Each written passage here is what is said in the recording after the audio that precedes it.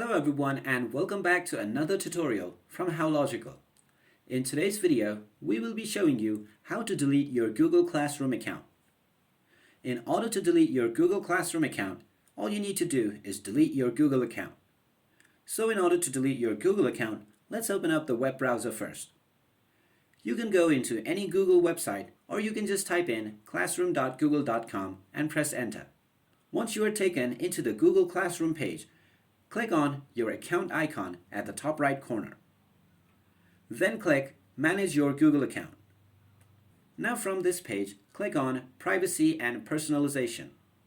Now from this page, go ahead and scroll down until you see the Delete a Service or Your Account option. Click on this and then from the next page, click on Delete your Google account. Now you will be asked to enter your password. This is to make sure that no one else is trying to delete your account. Enter your password and then click on the next button. Now in the next page, you will be able to see all of your account information. By clicking on the two checkboxes at the end, you will agree towards deleting your account. After clicking on both of these boxes, click on Delete Account and your account will be deleted. This is the last step and also your last chance if you wish to change your mind and not delete your account. So that is how you can delete your Google Classroom account. If you like this video, make sure you give it a thumbs up.